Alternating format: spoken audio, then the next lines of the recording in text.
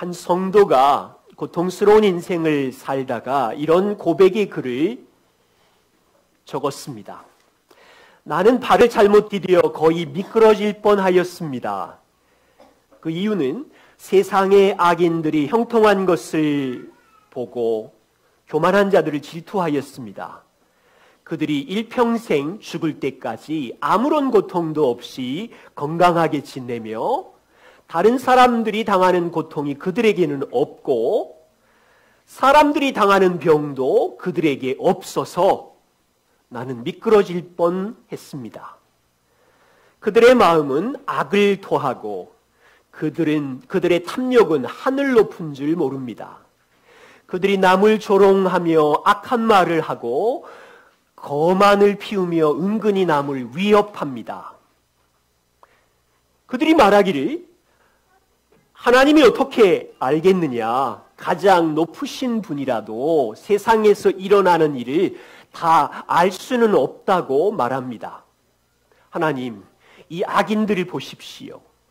이들은 언제나 편안한 생활을 하고 그런데 그들의 재산은 날로 늘어만 갑니다.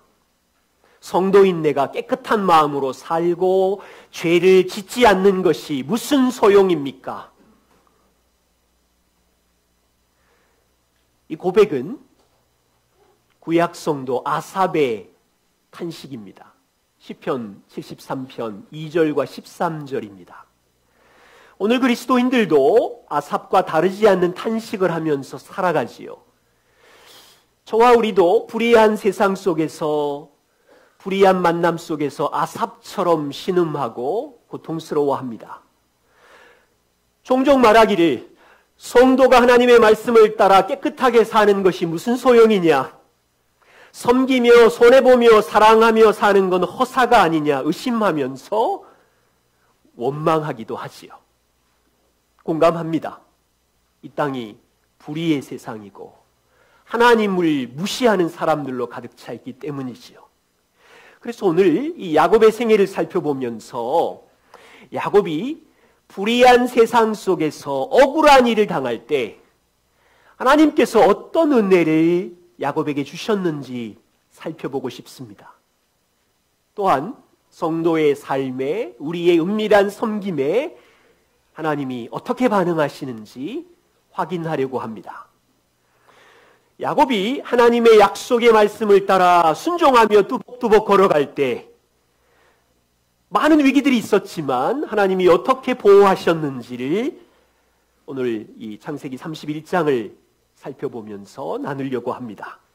그래서 우리가 불의한 세상에 뚜벅뚜벅 믿음으로 걸어갈 때 쫄지 말고 변함없이 하나님을 신뢰하면서 그분의 통치와 보호를 신뢰하면서 걷고 싶은 마음으로 이 말씀을 나누려고 합니다. 먼저는 야곱은 외삼촌 집에서 한 14년을 지냈어요. 이제 고향 생각이 나는 거예요. 그 시점이 언제냐면 창세기 요 앞장에 30장 25절에 보면 라헬이 자식이 없었는데 요셉을 낳아요. 그때 이제 고향 생각이 났어요. 그리고 라반에게 찾아가서 말하기를 외삼촌 나를 보내어 내 고향 나의 땅으로 가게 해 주십시오 요청합니다. 지난 14년 동안 야곱의 인생에 무슨 일이 일어났습니까? 14년 전에 야곱은 브엘세바를 떠나서 혼자 바다나람 하란으로 왔어요. 그리고 7년 동안인 싱글로 지내면서 라헬을 짝사랑함으로 이제 외삼촌 라반을 위하여 무봇으로 종노릇을 하게 되지요.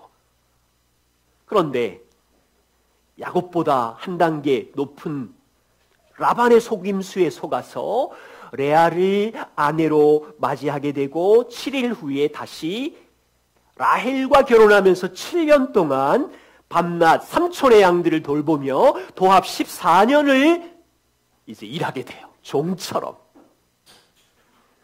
물론 야곱의 눈에는 14년 동안 4명의 아내와 11명의 아들과 디나라는 딸이 있어서 대가족이 이루었어요.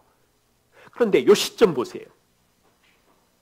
7년 동안이나 라헬에게 자식이 없었는데 라헬의 기도를 들으시고 하나님이 라헬의 태를 열어 요셉을 낳을 때 야곱이 이제 드디어 베델 생각이 났는지 고향 생각을 하는 거예요. 그리고 30절에 창세기 30장 30절에 삼촌에게 이렇게 말합니다. 삼촌, 내가 여기 오기 전에는 왜 삼촌의 소유가 적었었는데 지금은 보십시오. 번성하여 때를 이루었습니다. 내 발이 이르는 곳마다 여호와께서 왜 삼촌에게 복을 주셨나이다. 그러나, 이게 중요해요. 그러나 왜 삼촌은 부자가 되었지만 나는 언제나 내 집을 세우지요? 야곱은 라반 집에는 복덩이가 맞아요. 야곱이 오기 전에는 라반은 부자가 아니었는데 14년 일하자 라반이 복을 받은 거죠. 부자가 되었어요. 그런데 야곱의 현실은 가진 게 없어요. 나는 언제나 내 집을 세우나요? 이제 내 집을 세울 수 있으려면 고향 땅으로 돌아가는 길밖에 없구나 그러고 요청한 거예요. 라반은 14년 동안 야곱은 14년 동안 라반에게 임금 착취를 당했잖아요. 자녀는 많았지만 가진 건 없는 거예요.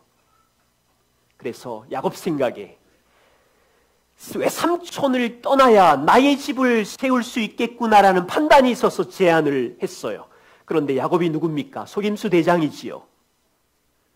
야곱을 보낼 마음이 없어요. 그래서 품삯을 제안합니다. 27절에 너는 그대로 있어라. 너의 품삯을 정해라. 내가 무엇을 너에게 줄까?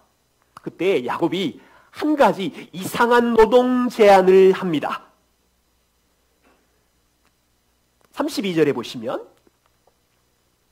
양 중에 외삼촌 이 양무리들 중에서 아롱진 것과 점 있는 것과 검은 것을 가려내어서 그리고 염소떼들 중에서 점 있는 것과 아롱진 것을 가려내리니 이 같은 것들이 앞으로 내 품삯이 되게 해주십시오.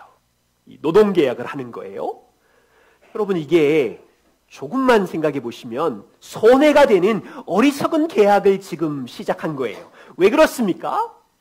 일반적으로 양은 하얀 양이 대부분이에요. 염소는 대부분 무슨 색깔이에요? 검은색이 대부분이에요.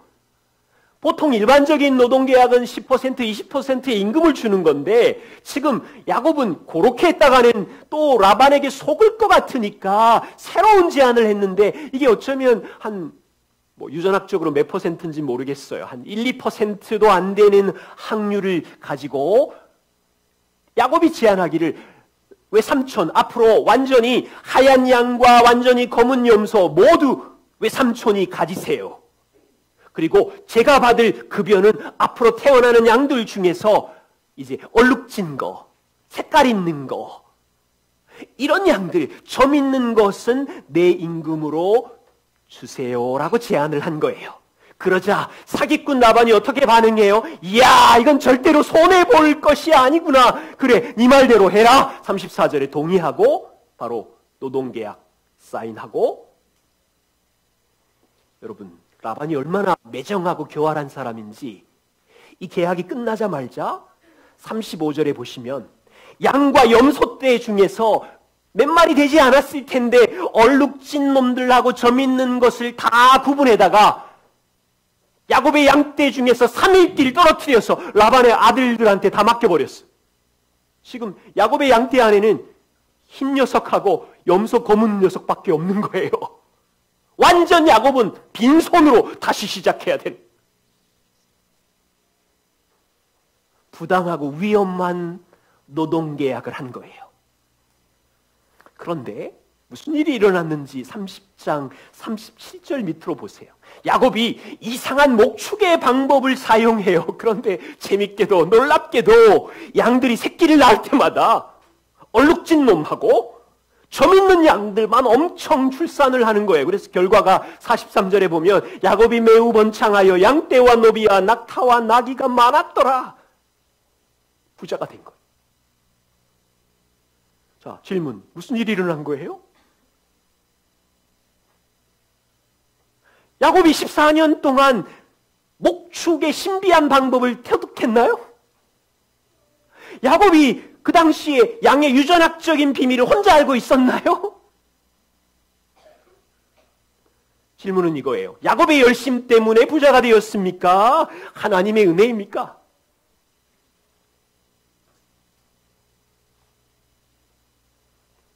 이 답을 알려면 야곱이 아내에게 하는 말을 들어보면 돼요. 31장 6절과 7절을 보십시오. 이제 떠나기 전에 야곱이 라헬과 레아를 데려다가 이들에게 동의와 설득을 받고 떠나야 되는데 그때 한 장면이에요. 그대들도 알거니와 내가 힘을 다하여 그대들의 아버지를 섬겼거늘 그대들의 아버지가 나를 속여 품삯을 몇 번이나? 10번이나 변경하였느니라. 8절과 9절을 보십시오. 그가 이르기를 라반이 뭐라고 말했냐면 점 있는 것이 내 싹이 되리라 하면 온 양떼가 낳은 것이 점 있는 것을 출산했고 마음이 바뀌어서 얼룩무늬 있는 것이 야곱의 싹이 되리라 하면 온 양떼가 낳은 것이 얼룩무늬 있는 것을 출산했으니 뭔 말입니까? 라반이 처음 계약을 바꾸고 점 있는 것만 내 싹이 되리라 계약 조건을 바꾸면 그 다음부터는 양들이 점 있는 새끼만 막 쑥쑥 나와버리고 그런데 6개월 있다가 야곱 목장에 와보니까 다 점 있는 것들이네. 이러다가는 완전히 거들날 것 같으니까 억울해서 이렇게 되면 안 되겠다 싶어서 계약을 바꾸는 거예요. 안 돼, 싫어. 얼룩무늬 있는 거 이제 네 싹이야. 그럼 그 다음에 어떻게 돼요? 또 막 목장에 얼룩무늬 있는 양들이 출산하고 막 이걸 몇 번이나 바꿨다고요? 10번. 이런 억울할 때가 검찰에다가 고발해야 돼. 이건 노동계약 위반. 얼마나 야곱이 억울하고 부당한 계약에 울분이 터졌겠어요. 자, 초점은 이거예요. 20년 동안 불의한 라반과의 만남 속에서 10번이나 노동임금을 바꾸는 억울한 상황 속에서 하나님 어디 계셨어요? 하나님은 뭐 하고 계세요? 31장 12절에 꿈에 하나님의 사자가 이렇게 말했어요. 야곱아, 라반이 내게 행한 모든 것을 내가 보았느니라. 모든 것을 내가 보았느니라. 하나님이 다 보셨대요. 하나님께서 20년 동안 야곱의 모든 것을 보셨을 뿐 아니라 억울한 10번의 속임수를 다 알고 계셔서 이제는 상식을 뛰어넘어서 양들의 번식 과정에 하나님이 참여하셔서 야곱의 품삯을 한 방에 갚아주시는 거예요.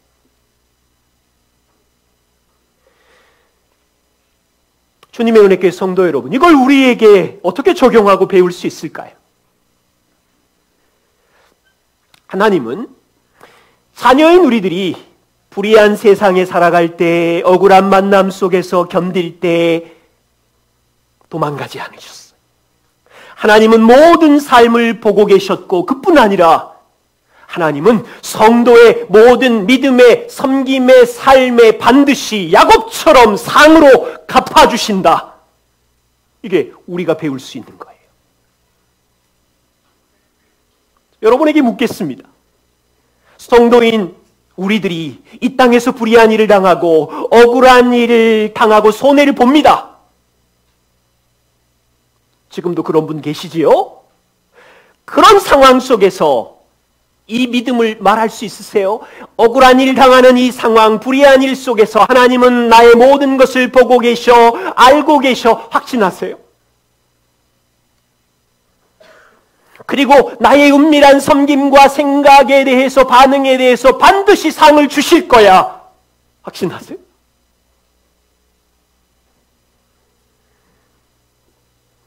교회, 에베소 교회 안에도 일상의 삶에서 억울한 일을 하다가 속상한 성도가 교회로 왔어요. 바울이 성도들에게 이렇게 가르쳐요. 에베소서 6장 5절 8절입니다. 같이 한번 읽어보겠습니다. 같이 읽겠습니다. 종들아 두려워하고 떨며 성실한 마음으로 육체의 상전에게 순종하기를 그리스도께 하듯 하라. 눈가림만 하여 사람을 기쁘게 하는 자처럼 하지 말고 그리스도의 종들처럼 마음으로 하나님의 뜻을 행하고 기쁜 마음으로 섬기기를 주께 하듯 하고, 이는 각 사람이 무슨 선을 행하든지 종이나 자유인이나 주께로부터 그대로 받을 줄을 알미라. 참 놀라운 말씀입니다. 에베소 성도 중에 직업이 노예인 성도가 있었어요. 일상의 삶에서 주인과 상전을 섬기다가 얼마나 억울한 일을 많이 당했을까요? 바울은 노예가 직업인 성도에게 말하기를 아무개 성도님, 대충 살지 마세요. 눈가림으로 살지 마세요. 일상의 삶에 상전에게 하는 작은 은밀한 일은 주님께 하는 거예요. 그분이 다 보고 계셔요. 기쁜 마음으로 섬기세요. 상전이 어떻게 대하든 주님이 당신의 은밀한 섬김에 모든 상을 갚아주실 거예요.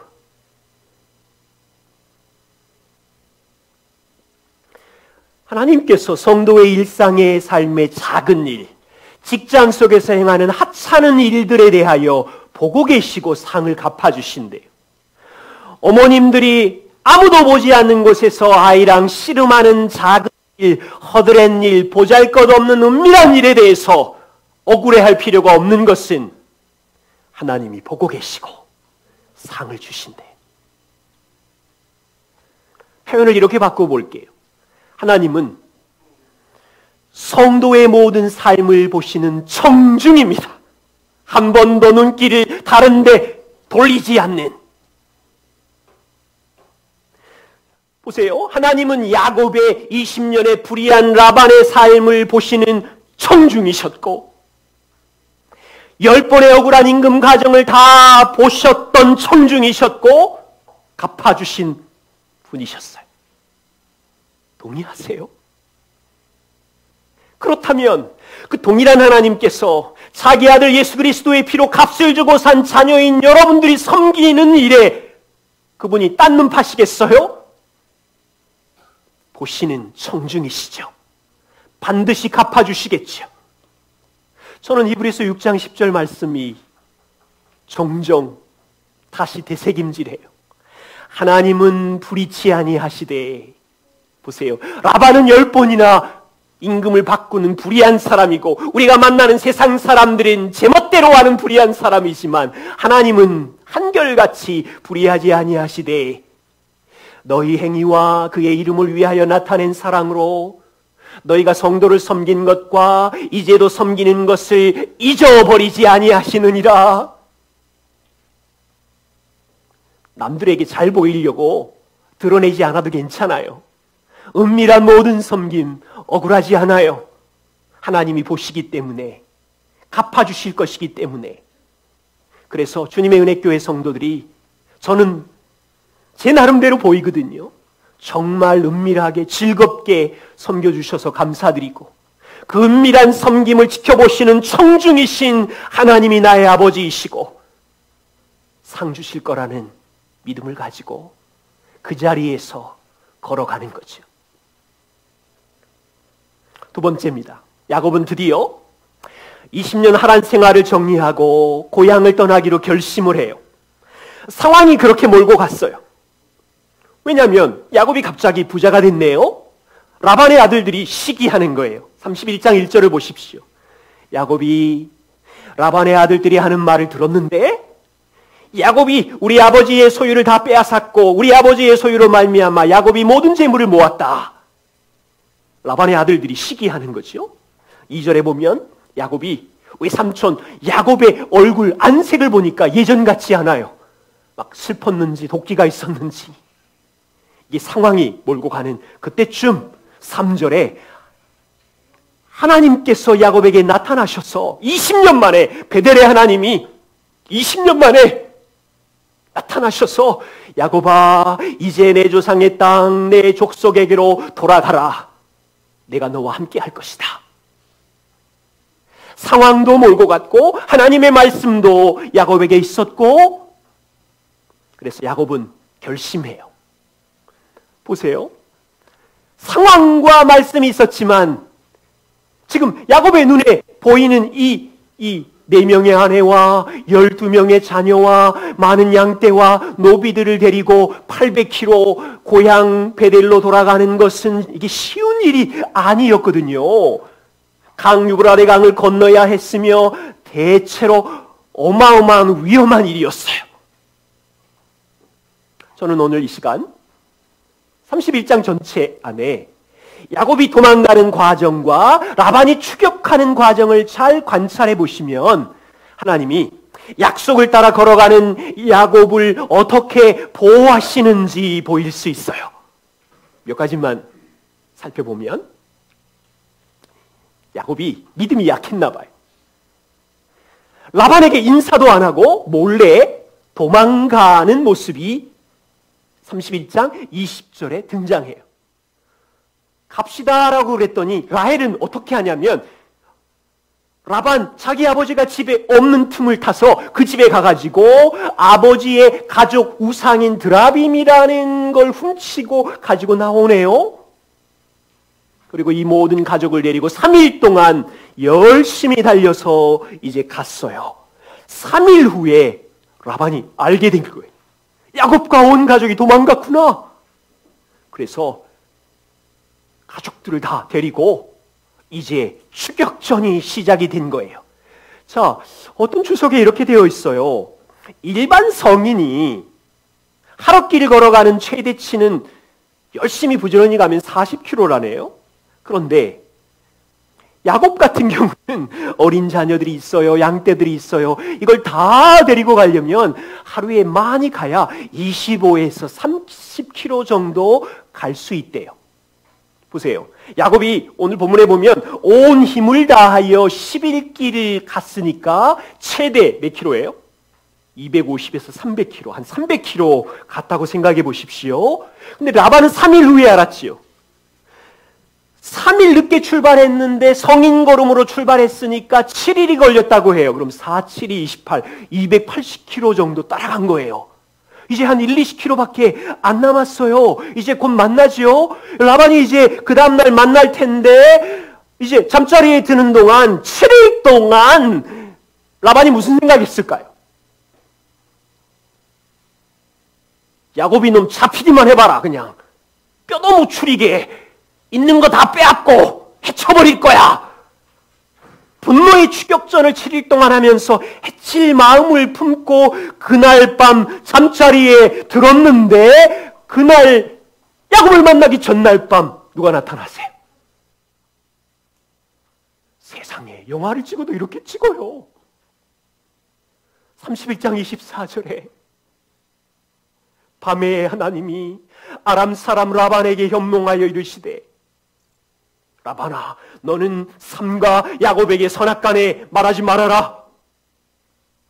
다음날 라반이 야곱을 만났을 때 31장 29절에 뭐라고 말하냐면 야곱아 내가 너를 해할 만한 능력이 내 손에 있었으나 너희 아버지의 하나님이 어젯밤에 내게 말씀하시기를 건드리지 말라 해서 내가 참는다. 지금 야곱 인생의 절박한 위기의 상황이에요. 이 순간 야곱과 그 가정을 하나님이 직접 개입하지 아니했으면 다 망하는 거예요. 자, 질문은 이거예요. 하나님이 왜 야곱을 보호하셨지요? 야곱이 훌륭해서요? 잘나서요? 야곱은 여전히 인사도 안 하고 도망한 연약한 믿음을 가진 사람이었고 아내 라헬은 가족신 드라빔 우상까지 도둑질해간 여인 죄인이었고 31장을 꼼꼼히 살펴보시면 라헬은 10계명의 8계명, 도둑질하지 말라는 말씀을 어겼어요. 10계명의 9계명, 거짓 증거하지 말아라 라는 걸 어기고 아버지 야곱하고 비슷해요. 아버지 라반에게 시치미를 떼면서 나 몰라요? 자기 밑에 있는데도 불구하고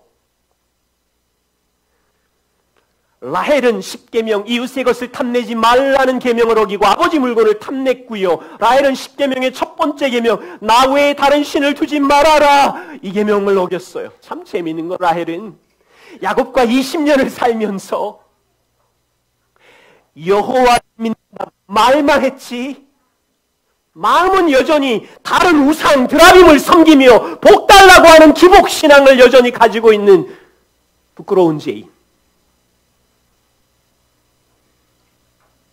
왜 하나님은 야곱 가정과 라헬을 꾸중하지 아니하시고 이 상황 속에서도 꿈에 갑자기 라반에게 나타나셔서 보호하시냐는 거예요.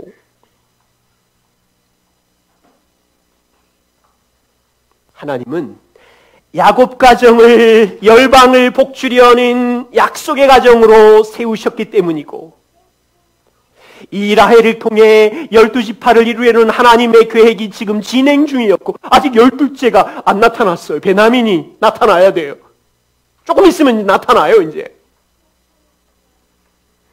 여러분 이 장면이 뭐하고 비슷하냐면 창세기 우리 같이 봤잖아요. 창세기 12장 17절에 아브라함이 믿음으로 갔지만 주변에 있는 세상 사람들이 무서워서 아내 사라를 동생이라고 속일 때 하나님이 급하게 애굽 왕에게 나타나서 이놈 사라를 건드리지 말아라 약속의 여인을 보호해요. 야곱이 25년이 지났어요. 이제 99세 100세면 이삭을 줄 텐데 99세에도 그때 가뭄인가 그랄로 내려갔다가 또 그냥 세상 사람들이 두려워서 아내를 동생이라고 속이자 아비멜렉 왕이 꿈에 하나님이 왕에게 나타나서 또 다시 개입하면서 지금 하나님이 야곱의 절박한 순간에 라반의 꿈에 나타나서 보호하고 계신 거예요. 이런 은혜를 경험한 야곱이 그동안 한 번도 이런 일이 없었는데 창세기 31장 뒷부분에 가보세요. 라반에게 항의하면서 신앙 고백을 하는데 전 이거 보고 깜짝 놀랐어요. 예전에는 이런 모습 없었는데 41절과 42절 두 절만 볼게요. 내가 외삼촌의 집에 있는 이 20년 동안 외삼촌의 두 딸을 위하여 14년을 일했고 외삼촌의 양떼를 위하여 6년을 외삼촌에게 봉사하였거니와 외삼촌께서 내 품삯을 10번이나 바꾸셨으며 그런데 우리 아버지의 하나님 아브라함의 하나님 곧 이삭이 경외하는 이가 나와 함께 계시지 아니하셨더라면 약속의 하나님이죠. 외삼촌께서 이제 나를 빈손으로 돌려보내셨으리다마는 하나님이 나의 고난과 나의 손의 수고를 다 보시고 어젯밤에 외삼촌에게 나타나셔서 나를 보호하셨습니다.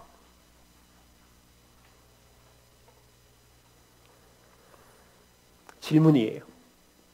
하나님께서 죄인인 야곱 가정이 이렇게 망가졌음에도 불구하고 약속을 따라 순종할 때 위기 속에서 보호하셨다면 여러분 뒤집어서 자신에게 생각해 보세요. 야곱이 약속하신 수천 년이 지나 메시아 그리스도를 통하여 구원을 받고 하나님의 아들 예수 그리스도의 피로 용서와 의롭게 된 우리의 삶에 우리가 망가지고 쓰러지고 넘어질지라도 우리의 삶을 보호하지 않을 거예요?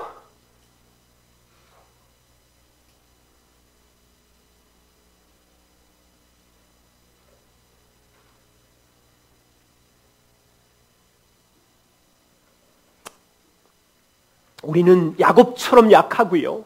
라헬처럼 망가진 죄성이 믿음의 이 가족들만큼이나 일상의 삶에서 곳곳에서 망가진 모습이 있어요.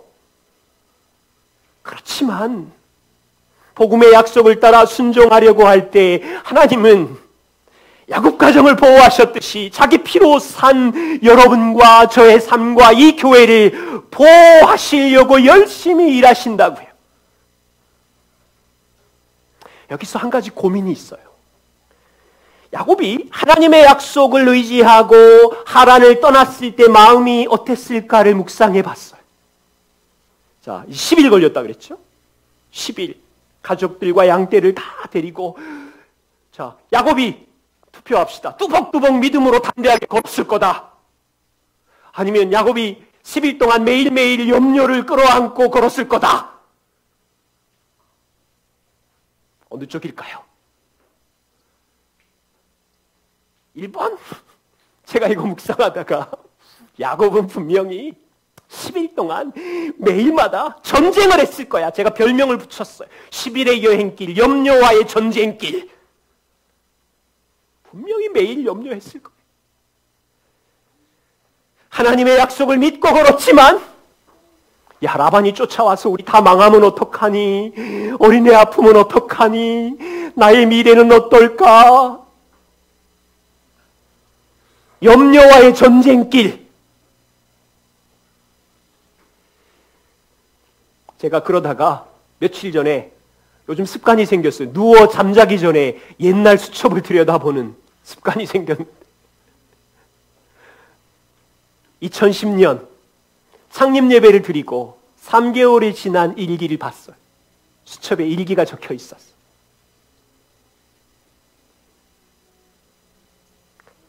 (12월 2일) 일기예요.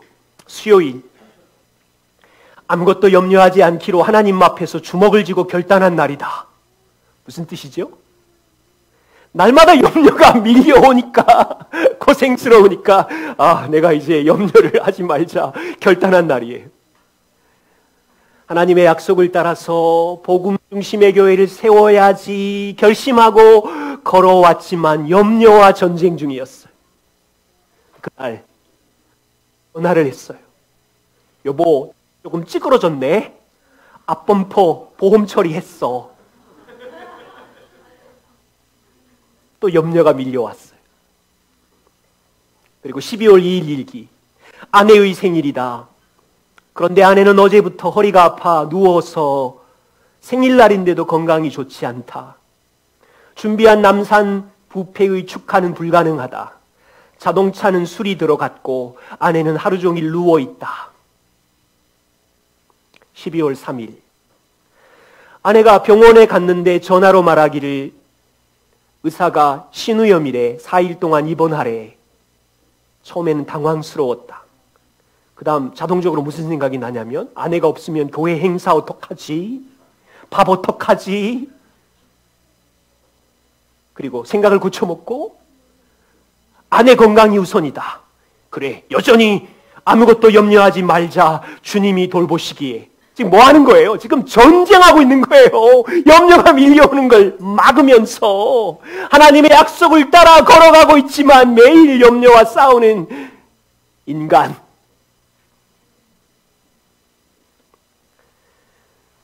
제리 브리치지는 이렇게 말합니다. 염려는 죄다.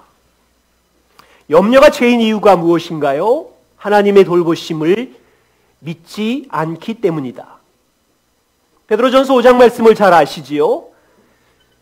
초대교회 성도 여러분, 하나님의 능하신 손 아래서 겸손하십시오.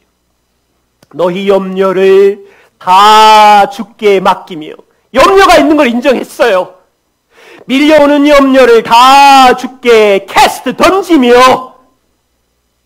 왜 그렇습니까? 너희의 하늘아버지가 돌보시기 때문이다. 쉬운 예를 들게요. 준빈이가 아빠에게 이렇게 말했어요. 아빠, 나는 아빠를 믿지 않아.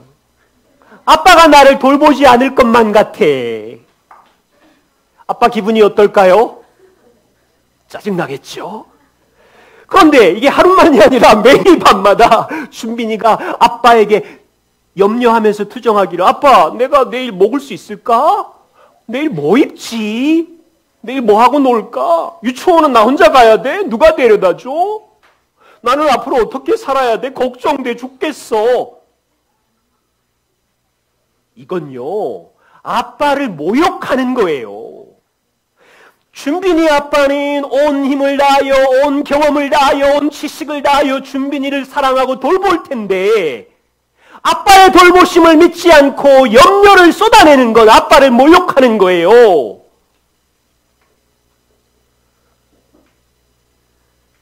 하나님께서 우리를 아들의 피로 구원하셨다면서요. 하나님의 돌보심을 믿지 않고 날마다 염려 수렁에 갇혀 있으면 돌보시는 하나님께 모욕적인 거예요.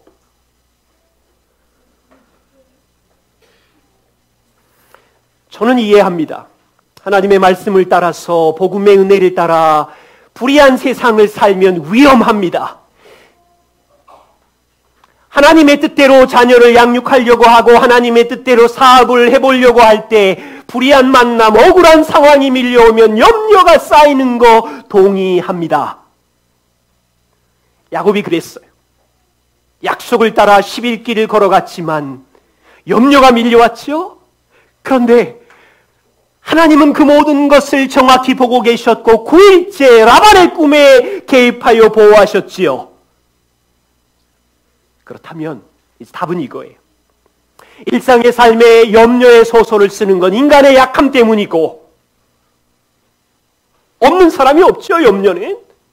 우리는 이 밀려오는 염려의 손님을 가지고 소설을 쓰고 며칠씩 끌어안고 이렇게 말한다는 것은 하나님이 이 상황과 문제를 다스릴 수 없다라고 하나님께 모욕적인 것이니까 빨리 캐스트 던져버리는 거예요. 돌보시는 주님께. 그래서 부탁합니다.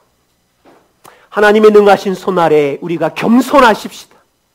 염려를 부둥고 있는 건 교만한 거지요. 하나님의 약속을 따라 걸을 때 자녀의 염려, 재정의 염려, 미래의 염려를 주께 던지며 걸어가십시다. 던질 수 있는 이유는 나에게 아들을 주신 그분이 영원한 나라까지 내 인생을 붙들고 주권적으로 보호하며 돌보시는 하나님에 대한 믿음 때문입니다.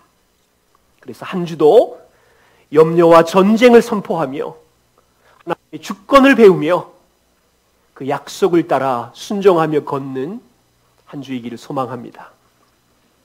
기도하겠습니다.